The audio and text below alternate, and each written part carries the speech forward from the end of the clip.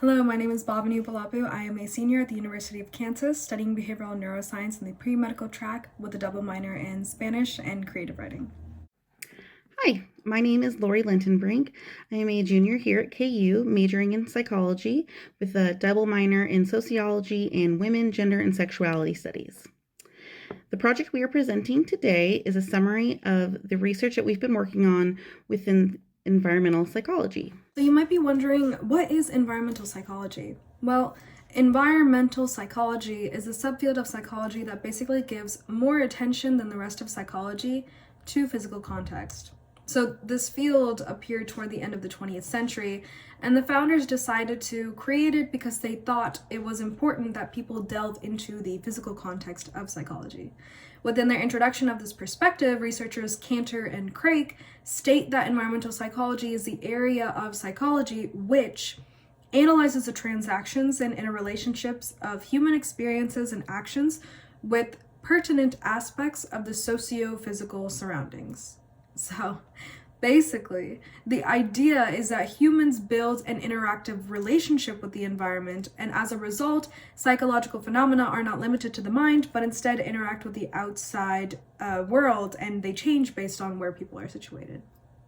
So environmental psychology is distinct in this regard and has done many great things. However, many writers such as Coral Verdugo have critiqued it for being overly individualistic and neglecting culture and history and how they also influence psychology.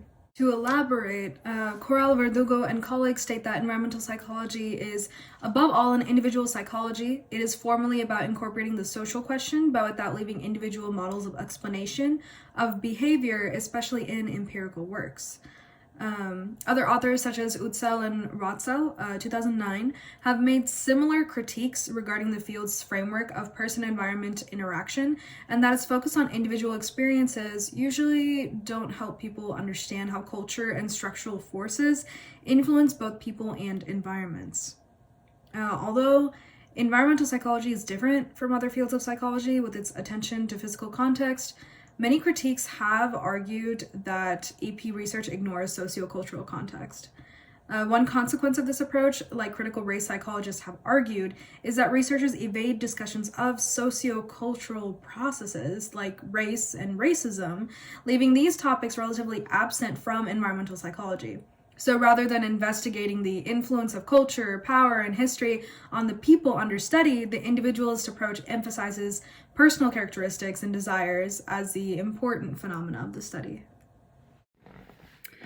Following this line of reasoning, our project in particular basically asks the question of how does environmental psychology research the topic of race and racism to the extent that it does at all. To do this, we conducted a critical review of environmental psychology research on racism published in the two leading journals in the field, the Journal of Environmental Psychology and the Journal of Environment and Behavior. Our main task was to perform a systematic review encoding all of the articles from these two journals where the word racism appears within the body of text.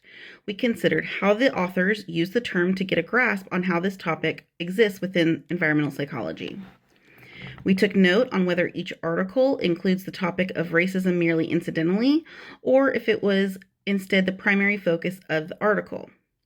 For the articles in which racism was the primary focus, we tried to understand how the authors used the term. Our presentation concerns the results of this project regarding the extent and character of environmental psychology's research on racism. So we have had three main findings in our study. Our searches revealed that out of the thousands of articles published in these two journals since their founding, there have been 17 articles published in the Journal of Environmental Psychology and 21 articles published in Environment and Behavior that mention the word racism. At a first glance, it is already seeming like the field does not often conduct research on this topic. The first finding from digging into these articles was that most articles that feature the word racism don't directly engage with the topic, but rather mention it incidentally. Authors use the term incidentally in 24 out of the 38 instances, which only 14 of these articles directly focused on the topic of racism.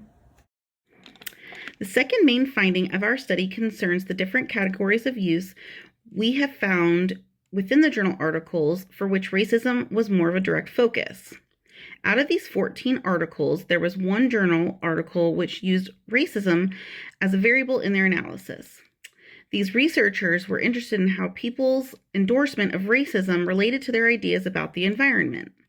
One other journal article for which racism was the focus investigated racism as a social psychological phenomenon that affects how people behave in public spaces with people of other racial backgrounds. The third and biggest category, which consisted of 9 articles, focused on environmental racism. So environmental racism is basically the idea that environmental hazards are disproportionately impacting people of color. One of the articles that looked into environmental racism explored the idea that people of different backgrounds have different ideas of what environmental problems are. The topic of environmental racism came up in this article when the authors talked about how the history of environmental racism in the US might explain why people of color in the US have broader understandings of what constitutes an environmental issue. The fourth and perhaps most important category contained 3 articles that investigated how everyday spaces that people live in are racialized. What we mean by this is that the researchers understood the historical process of racism and how people understand physical spaces to be important pieces of their study. We will briefly discuss one article in this category, which was conducted by Liu and Ong in 1984. Liu and Ong conducted a study to understand how Chinese residents in Chinatown within San Francisco felt about living in crowded spaces.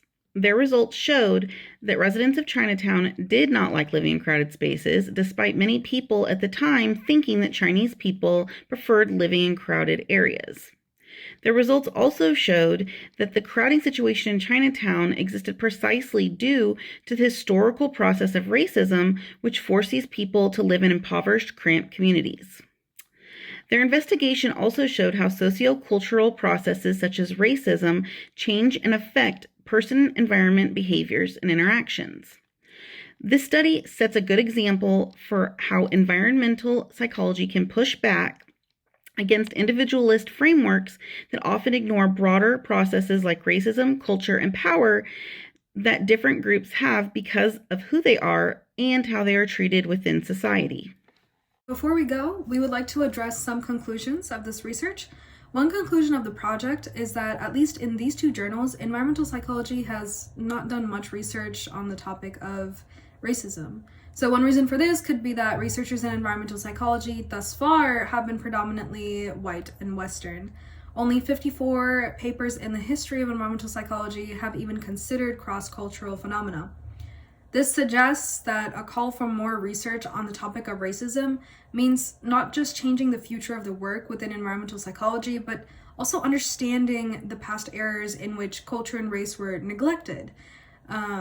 An adequate consideration of culture, heritage, and groups more generally can put EP on a better track for understanding culture-based person-environment interactions. Another potential and reason for the low amount of research on racism, like other researchers have noted as well, is that environmental psychology tends to ignore sociocultural processes more generally. Liu and Ong's research plainly demonstrates that, at least for some studies, sociocultural frameworks are necessary to adequately understand what is going on in a particular environment.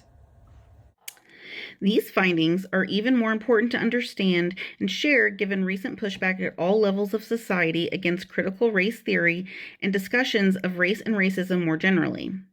Frameworks like critical race theory open the door for examination of perceptions outside historically white-dominated spaces, and environmental psychology is well positioned to empirically investigate the interplay of both racism and cultural identity within physical human environments. We thank Trevor Lies and the Cultural Psychology Research Group for allowing us to contribute to the study and allowing us to represent this work. Thank you.